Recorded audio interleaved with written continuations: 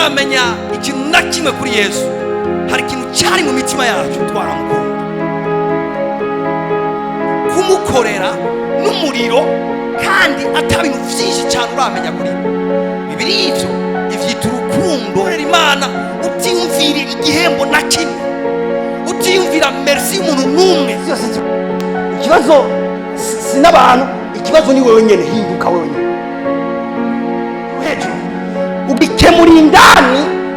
Urabiza ati uyu muzi nawe uranduye, igiti ntikizosubira kunana. Ubwira uza aho nyene wumvise Imana.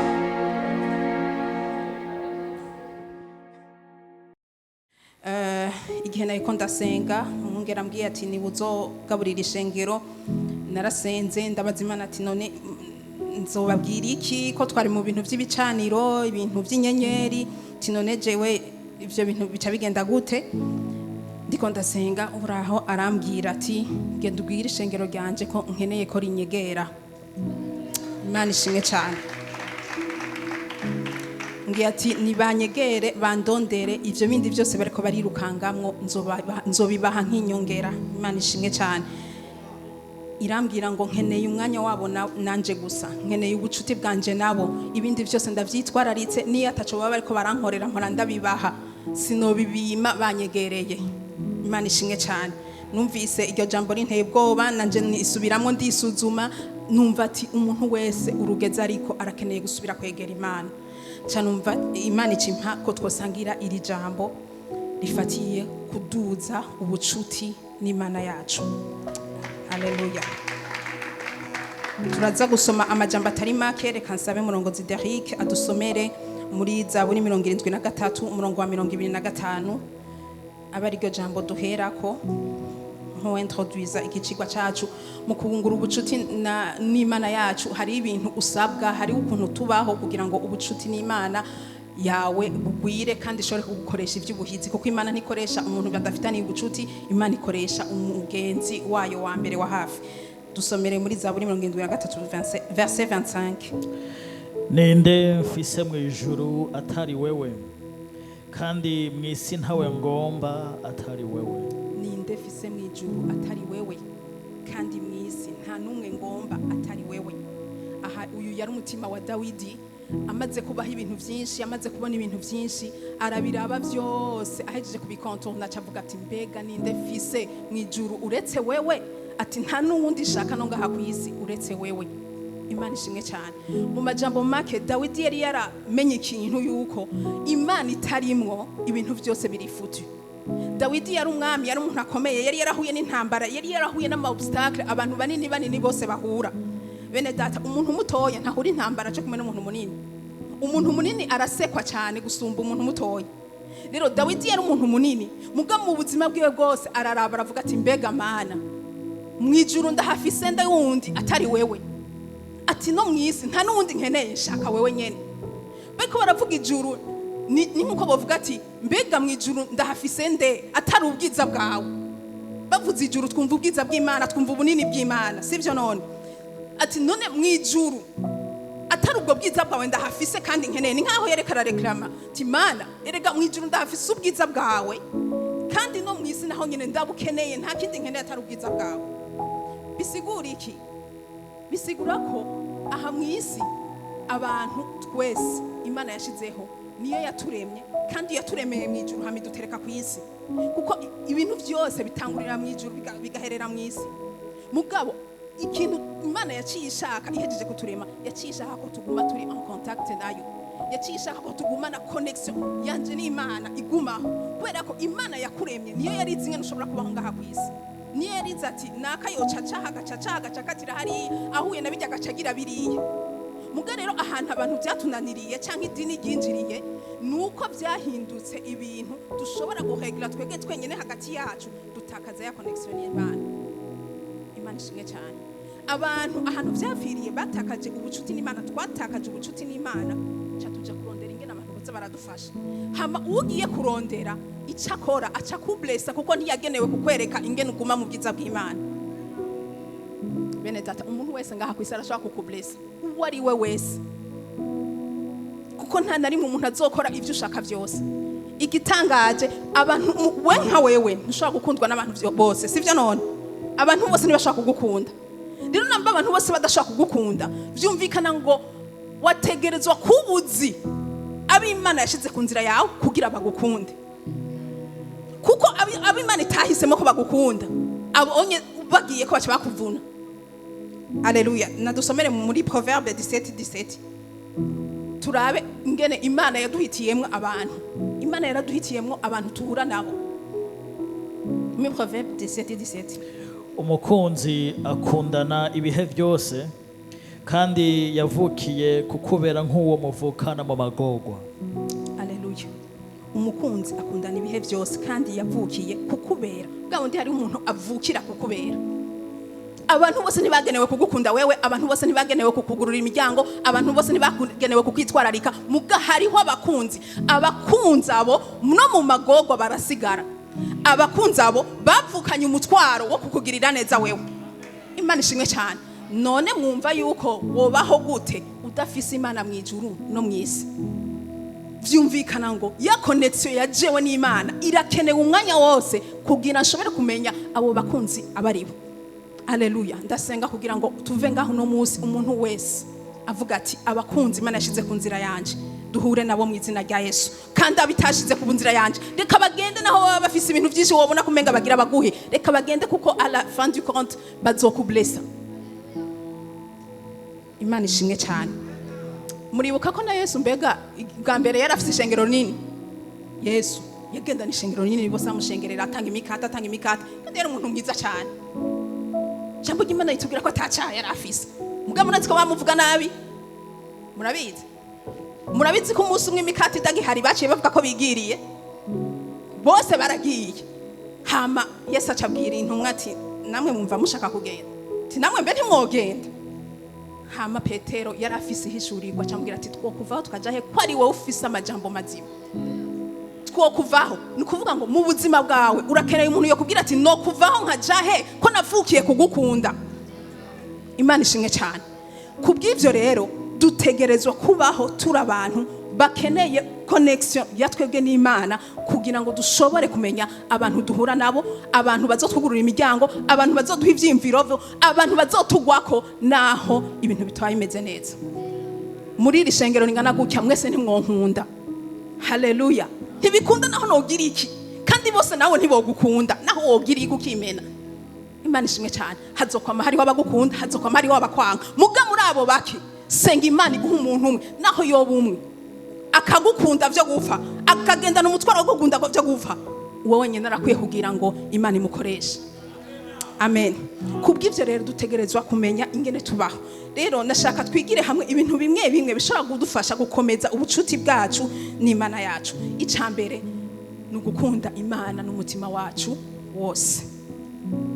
Gukunda Imana n'umutima wacu wose, gukunda Imana n'inkomezi zacu zose, gukunda Imana tubishizemwo umwete. Haleluya. Hariho abantu bakunda Imana ibintu biri modere. Hariho abantu bakunda Imana kubera amaprofi bazoyironkako. Hariho abantu bakunda Imana kubera batinya umuriro. Hariho abantu bakunda Imana kugira bazorangire bagiye mu ijuru. Mugabo ntivyo kunda kuri jamwe uyikunda kubwamba profi, uzoyijamo kubera ko uyikunda n'umutima wawe wose atacira abanza kugira. Imana ishimwe cyane. Bene data ukaburi ngaho uri kurondera Imana kugira ikugirire neza, waramaze guhusha intumbero. Rondera Imana kubera ko nayo yagukunze ubwa mbere. Rondera Imana kubera nayo yagukunze. Muribuka umuntu wese ari ngaha yavutse ubwa kabiri. Kera tugikizwa, ugiheza gukizwa nibaza ko nubariko bimeze. Umuntu agiheza gukizwa akunda Imana kubera hejeje kuyishurirwa urukundo yamukunze. Abafise uwo muriro urenga wo twogira ngaha twese. Nta kindi kintu nakimwe abazi, ntazi ko iyo Mana ari imuha no guhema no kugira iki. Ntavyo bazivyo. Abakunda Imana ati ye Imana yancunguye, Imana yahunze ibiki yankuya. Ico cyonyene kikamutuma. Nivy'ijuru ntavyo abayiyumvira. Abafise umuriro mwinshi. Mugabo ikibazo ukagenda aramenya utundi nitwo tugenda turamugabanura akumva ahubwo Imana ifise ibintu yoziramuha agaca atangura gukunda Imana ayikarikira ayimanipira. Muga Imana ntibayimanipira, ugiye kuyimanipira nayo ibikubona. Imana ishimwe cyane. Dusomere muri Zaburi 42 umurongo wa mbere n'uwa kabiri. bene data ndasenga ngo twige gukunda Imana. Ibi bintu tuvyitoze tuvyimenyereze gushika tuzove muri inosi. Twige gukunda Imana n'umwete wacu wose. Eske urakunda Imana n'umwete wawe wose? Eske urakunda Imana n'inkomezi zawe zose? Eske urumva ugurugumba gukunda Imana? Eske urumva wowe utanga ibyawe byose n'ubuzima bwawe? Gukunda Imana n'ubuzima bwawe bwose urayikunda, ukayitangira, ukayikorera n'umutima wawe wose. Dusomere muri Zaburi 42. Nk'uko impongo ihuzagizwa yipfuza imigezi, niko umutima wanje uhuzagizwa ukwipfuza Imana. Umutima wanje ugirira Imana inyota, Imana nzima, zoza ryari ngo nseruke mu nyonga z'Imana. Amen. Ngo nk'uko impongo ihuzagizwa. Dawidi yari umuntu akunda Imana cyane. Impongo itaronse amazi, ubuzima bwawe buba burangiye. Ubuzima bwawe bufatanye nuko irondera amazi. Ni kuvuga ishitsa anishaka amazi, irakora ibishoboka byose kugira yaronke. Kuko itayaronse ubuzima buragiye. Mu yandi majambo, impongo itegezwa kugumana ubucuti n'amazi. Kuko nibwo permit amazi ni ayipermit kubaho. Rero Dawidi acerekana ati Mana, nk'uko impongo ihuzagiza irondera amazi mu bugaragwa, niko umutima wanje ukunyotewe. Ese Imana yomfasha imitima yacu ikanyoterwa Imana gutyo. Apana ko baninze kubikwigisha, apana ko haje umuntu arinda kugutera intege, apana ko batumye kibikorane, apana ko basohoye amafishe ngo dusenge. Ukagenda ni nyota yo kuvuga ati Mana, umutima wanje urakunyotewe, Mana, umutima wanje uragukumbuye. Hari abantu bamaze kugira experience ugakumbura Imana kandi mwari mwamanye mu gitondo. Ati Mana, ndagukumbuye, ukumva wo kwinya uri gukazi, wo kwinya byanko muri toilette basi kugira uvugane nayo. Kuko impongo ihuzagizwa irondera amazi mu garagwa, niko umutima wanje ukunyotewe. Haleluya. Ahandi naho Dawidi yavuze ngo naranezerewe igihe bambwira ngo tugende mu ngoro kwa data. Haleluya. Uyu n'umutima w'umuntu akunda Imana n'umutima wiwe wose. Mbega uragurugumba wumvise umwanya wawe n'Imana ngo ngende mu ngoro y'Uhoraho. Mu ngoro singaha, ariko no ngaha hategezwa kuba ahantu wumvise hagishitse ko dukorana. Wategerezwa kuza umutima wawe uri kuragurugumba, wategerezwa kuba mu gitondo kuravuga tuza gushikayo ryari dukorane dusenge. Mugabo ikibabaje abakristo barabitaye, wategerezwa kumva ibintu byose byo ba annule sauf ikidashoboka. Akarorero, ushobora kuba uri gukazi, umushefu wakankira akubwira ko ejo utabikoze azokwirukana, wumva wacu biheba. Ushobora kuba ugwaje umuntu ntiwobiheba. Ayo nama priorite, kuko no mu gufasha uwo muntu n'umukora ivyo bintu uragaragaza urukundo ukunda Imana. Mugabo kumbwira ama explication amwe adasobanutse, programu yo gusenga ukayiguza ikirori, ivyo si urukundo ukunda Imana. Ukayiguza brochette, ukayiguza beach, ukayiguza irigara, ukayiguza utundi tuntu. Haleluya. Ijambo ry'Imana rivuga ngo naranezera umunsi bambwira ngo tugende mu ngoro y'Uhoraho. Nariko ndavuga ati mu ngoro y'Uhoraho singaha gusa, nubwo ngaha nahone ari vyiza. Kuko ijambo ry'Imana rivuga ngo uko ya misi ikomeza kwegereza aba ariko dukomeza kwegerana. Mugabo no hanze ingoro y'Uhoraho ni wewe. Ingoro y'Uhoraho urashaka kuhagira hajya mu cumbi wawe. Ingoro y'Uhoraho urashaka kuhagira ku kazi wawe. Ingoro y'Uhoraho urashaka kugira aho hose ushaka gushira igicaniro ugasenga Imana yawe. Haleluya. Urukundo ukunda Imana, dutegerezwa gukeya ubucuti. Imana ikeneye urukundo, kandi urukundo ruri reciproke. Ntushobora gukunda Imana, ntishobora gukunda nawe ntuyikunde. Uyiprofite. Urukundo ntirugenda muri sens imwe, rugenda mu masense abiri. Haleluya. Twige gukunda Imana mu isezerano rishasha. Uno munsi uko tubayeho, ikintu cyonyine dukeneye gisumba ibindi byose, gisumba ivyo two turiruka aho mu gisagara turondera, ikintu cyambere dukeneye ni ubucuti n'Imana. Imana ikimbwira ntiyambwiye ati nibanyegere ibindi byose nzobibongera. Bene data, mwe ntimuratangara ingene umuntu mushaka kuba mukorana, umwe akora ngaha undi akora ngaha, uyakaguma ronka abakiriya benshi, wowe utaburi kuraronka. Beko uri kutokwibaza ati je ngira n'ibindi ko ndakora si Imana yabimbariye. Ega shobora kuba ntari mu nzira yanje, no vyugara nkaja mu vyiwanje vyokunda. Mugabo kubera ko atabucuti n'Imana ufise, iryo cwi ry'Imana ntajya uzopfa wumvise. Haleluya. Dukeneye ubucuti, kandi ubucuti bw'Imana dukeneye urukundo buva mu rukundo ukunda Imana n'umutima wawe wose. je ndakunda umuntu w'umunyantege nke mugabo ari sensa imbere y'Imana, yamara imbere y'Imana avuga ati Mana fasha gusumba umuntu yuzuye amateori yibaza ko yabihejeje. Imana ishimwe cyane. Uyu Dawidi ariko aravuga ngaha yari umuntu atwara abagore b'abandi, yari umuntu akora ibyaha, yagaruka imbere y'Imana akavuga ati Mana, no muri aya makosa nyene umutima wanje numva unyotewe wewe. Dukeneye abantu ataraba hypocrite mu gusenga, mu gukunda Imana, atarukuza gusa, ariko abantu bafise umutima ukunda Imana. Nigitangaza aho dushobora gutazira ukumva sare yose irakanye, none ikanyishijwe niki? Connection n'Imana yawe yatakaye, bariko barayirondeza, baracayirondeza, bari muri ville, baracayirondeza, bari mu makartie, baracayirondeza, bariko barakora ibintu kanaka, barashitse rero bagira barondeze connection bayikuye ku muririmbyi. Ntibazi ko umuririmbyi nawe ashobora kuza nawe ariko ararondeza muri ville ibindi. Imana ishinge cyane. Abantu baramenyereye Imana ku buryo ngaha ntibahatinya. Imana ishimwe ko idufitiye urukundo runini cyane. Haleluya. Mu buzima bwacu mu byatsi bwose dutegerezwa kugira umutima wo gukunda Imana. Icya kabiri, dutegerezwa guhora igihe cyose mu bwiza bw'Imana. Uhejeje kugira umutima wo gukunda Imana, iyaranje aske uguma mu bwiza bw'Imana. Apana ngo nasenze navuyeyo, ndinjira ndasohoka, hama ndaza kugaruka mu ijoro. Haleluya. Dutegerezwa kuguma mu bwiza bw'Imana. Nadusomera nyine muri Zaburi 42 verset 7. Dutegerezwa kuguma mu bwiza bw'Imana. Idamba rihamagara irindi damba kubwo kubomborana kw'amasumo yawe. Imipfunda yawe yose n'imikuba yawe yose birandengeye. Aha yari Dawidi nyine karavuga ngo idamba rihamagara irindi damba. La profondeur appelle la profondeur. Dukunda kubivuga uko nyene. Hama iyo profondeur imaze kuza acavuga ngo imipfunda yawe yose n'imikuba yawe yose birandengeye. Imana ishimwe cyane. Aha tuko tuvuga intimité n'Imana iza kuzana lo surnaturel iko yigaragaza ngaha. Bene data, nshaka kuvuga ubuzima bw'Imana butagira ubuzima bw'igitangaza. Imana ishimwe cyane. Ntushobora kuvuga ubuzima bw'Imana butagira ibikurikira. Abantu bose muri Bibiliya twabonye ibyabona batubwira bari abantu bafata Imana gushika iberetse igitangaza. Rero mu bwiza bw'Imana hakurikirana n'ibitangaza. Rero ukunda Imana n'umutima wawe wose, ukavyongera ko guhimbaza Imana, ukaguma mu bwiza bwayo, bizana ubwiza bw'Imana n'iryo juru. Mu bwiza bw'Imana hari ibyiza byinshi. Imana ishimwe cyane.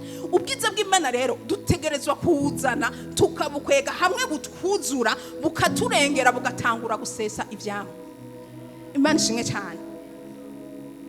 Rero ikibazo rero gihari nuko ushobora kubona umukristo amaze imyaka 10-15 mu gakiza, ubuzima ari bwa wundi. Imana idufashe cyane. Nibwira ko ari bibiri.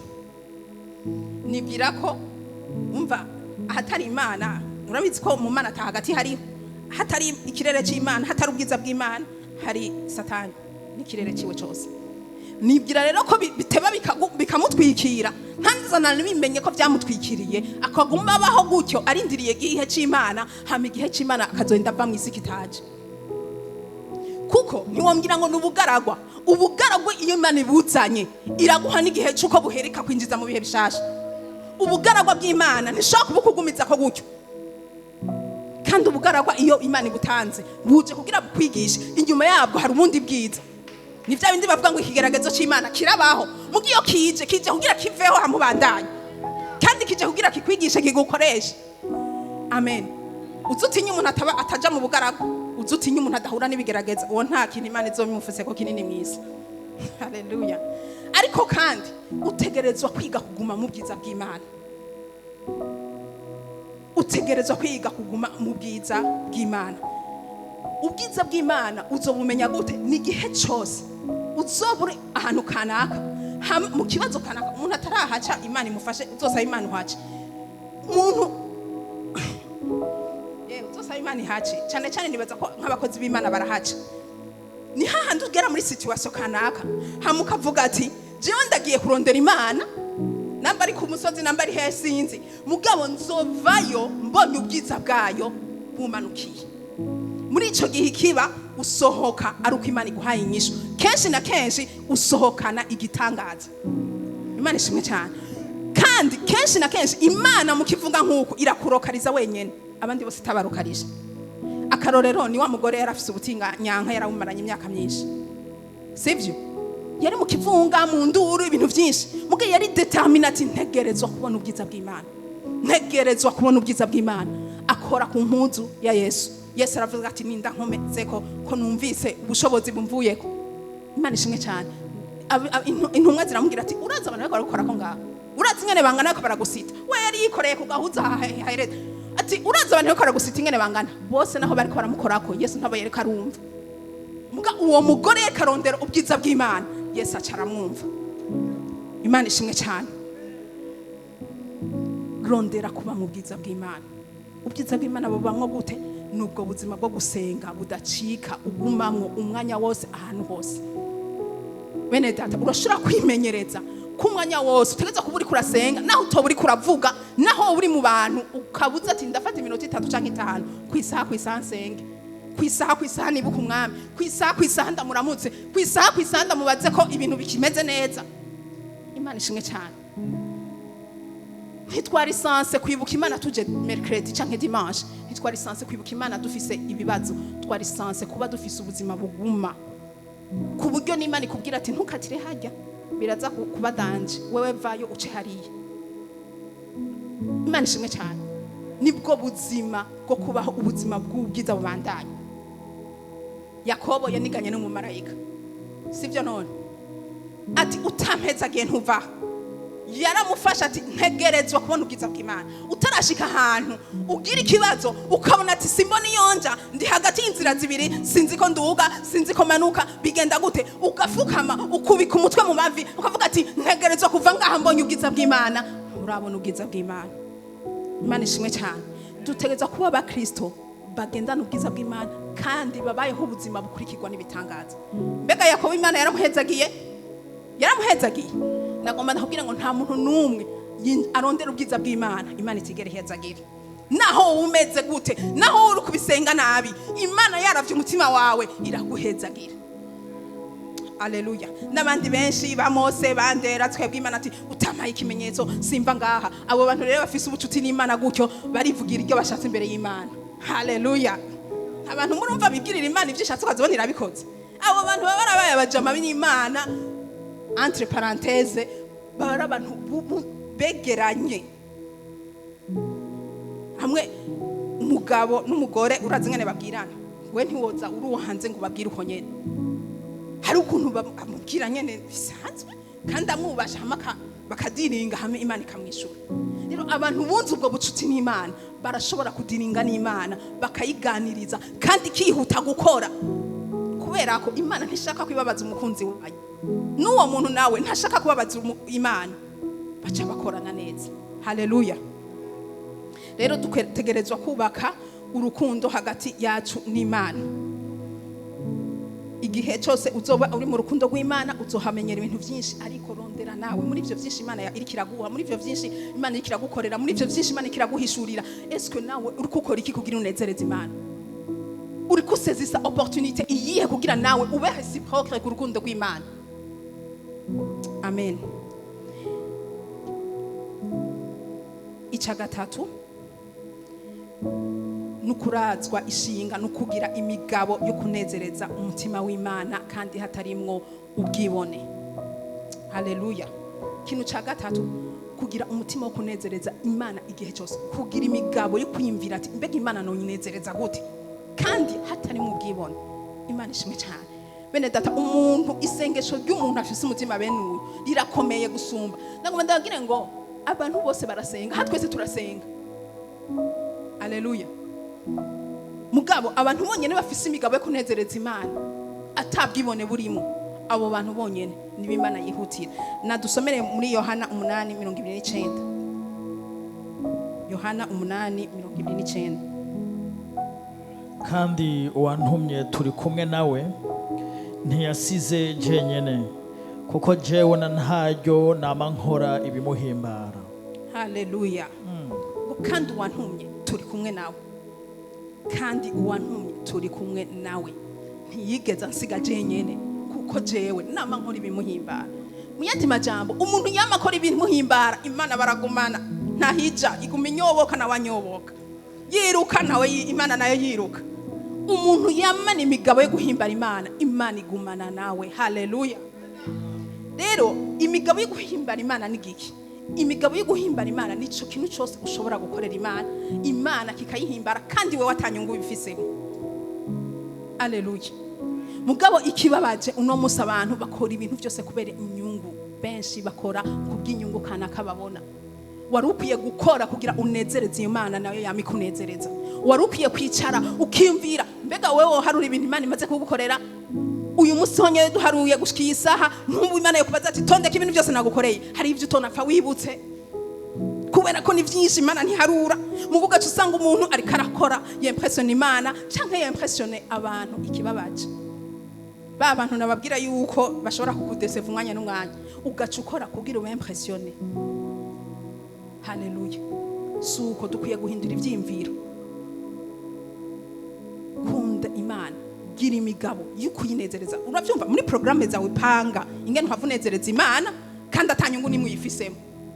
Niyo muwayenzize yo kwadoha ibi bintu tuza ngaha anye imbere kuririmba ni faso imwe yo kwadoha Imana, mugabo vyose si kwadoha Imana. Kandi nagomba ndababwire umuri abaririmbyi baje akaririmba ngaha anye badafise mu mutima intumbero yo kunezereza Imana, ntibariko baradoha Imana. Abaririmba bose ntibariko baradoha Imana, abaririmba bose ntibariko banezereza Imana. Ibikorane byose si binezereza Imana. Haleluya. Abantu bose muzobana basengere no kuvuga ubutumwa nkatu gahagarara, twese nitwo tuzoba tiko tunezereza Imana. Hariho abazoba ko barinezereza bonyene, hariho abazoba ko banezereza abantu, hariho abazoba ko bikora ku vyicubahiro, abo impera niyo nyene. Imana ishimye cyane. Ndiko nshaka tugire ubuzima ru Kristo butagira akantu kagasembwa, tugire ubuzima ru Kristo, tuve muri mu bimenyerewe, tuve mu bintu isi yaduhenze kwa kwiruka gusa tugashikayo. Mbega waje gusenga kubera iki? No musi unyene waje kubera iki? Waje kubera umuntu? Waje kubera ikintu wohabuza guhavuronka? Canke waje kubera urukundo ukunda Imana? Mbega waje ngaha mwishengera kubera iki rya MC? Waje kubera ukunda Pastor Edmond? Waje kubera ko uzoca uronka agapost ko kuririmba ukazurarongo cyangwa ukagira aga protocole cyangwa ikindi kintu? Waje kubera iki? Ukaba waje udafise intumbero yo kunezereza umutima w'Imana, waramaze kwishura. Umuntu wenyene ni kibazo cy'umwanya, umuntu wenyene azohimbagwa no ngaha n'umuntu yahaje kubera yavuganye n'Imana. Umuntu wese yahaje kuri ikindi kintu hari karahimbara umutima w'Imana. Kuye gufata umwanya ukicara ugasenga ukabaza Imana, mbega hajya niho ndahari ndakunezereza cyane ndiko ndajwa hypocrisie. Imana ishimwe cyane. Ntaco bimaze gufata micro ukarituririmbisha utari kuhimbara Imana, uriko uratwonorera ikirere. Ntaco bimaze ko noza kubigisha ngaha ntariko ndahimbara Imana, nukubonorera ikirere ndabatesha n'umwanya. Imana idufashe cyane. Namba hari ikintu cyambere ntinya no guhonyora ngaha anye nje gukinisha ubuzima bwanyu. No Imana uburake bw'Imana buvyutse je no bukirira he muri iki gisagara gisanzwe kigoye kubamwo iciyinshiriramwo akabonisi naho. Imana ishimwe cyane. Dukwiye kugira ubuzima uri kuratanga amashikanwa yawe. Pastor Andre karabivuga, uri kuyatanga kugira we impressionnende. Uhaye pasteur karakunaniye, nta nivyo azopamenye. Abaza diacre hajya nta nabazi abatanga n'abadatanga. Imana ishimwe cyane. Ukaba washatse ko impressionna pasteur ntavyo azomenya. Haleluya. Ukaba waje kugira bakugirire bijya na biriya ntibizokunda ntuzohatena. Kubera iki? Icategezwa kukuzana n'urukundo, ukunda Imana no guhuzagiza umutima wawe urondera uhoraho. Kuko nakubwiye abantu bose ntibazokunezereza. Na jendi ngaha nshobora kukublessa ejo mu gitondo. waje wizeye jewe rero bizaba biheze kugira wisekirize rero tangura urondera Imana yonyene hama je mbona nk'igikoresho gihari kugira wewe ushika aho Imana ishaka. Haleluya. Hama ni wampezagira umpezagire kubera ko umutima w'Imana ushaka kunezereza. Ntumezagira kugira ndakubone, ntunambwira amajambo meza kugira ndakubone, ntaco vyo kumarira kuko twize yuko ubuzima bwacu butegezwa kuguma buri en connection n'Imana umwanya wose. Rero mu gihe uri kurampenda unyepressiona wamaze guciyo connection, esheke kuri wewe iratanguye. Haleluya. Turakwiye guhagarika ibihe byo kubaho tujua ibintu ntazi kandi twitwa ngo two turondera Imana. Bumu Kristo muzima abukwiriye icyakora cyose agikora kugira ngo anezereze Imana. Haleluya. Shatse kuvuga iki? Ivyo dukora byose tubikorane umutima wo kunezereza Imana. Niyo adoration ya mbere ibaho.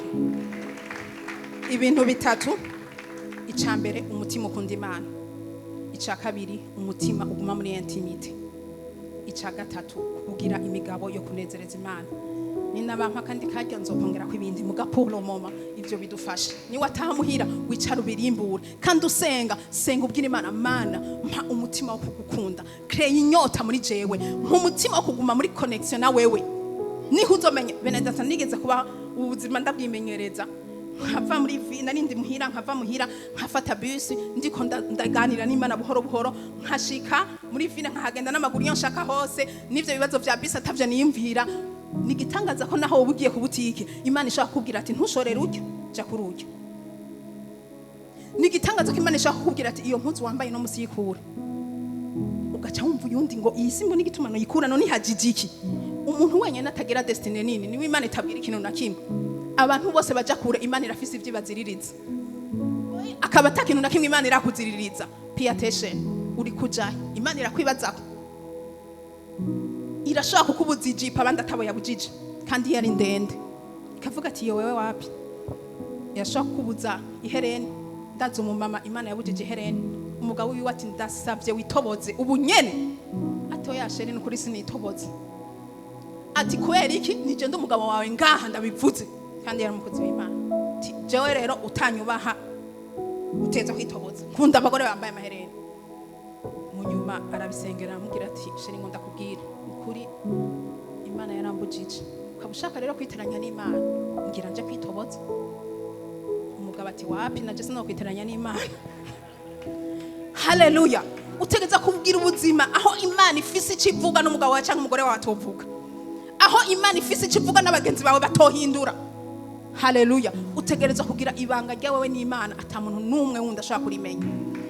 Aho niho uzorindwa ibintu byose, naho abantu bokuvako Imana izogusirigiriza babakunzi, naho abantu bokuvuga bizonyerera kujya kwa mavuta cyangwa ishashara, naho hobiki nta kizoguseka kubera Imana ivuga ngo ngumana n'abafise umutima wo kumpimbara, ndamana n'abafise umutima wo kumpimbara.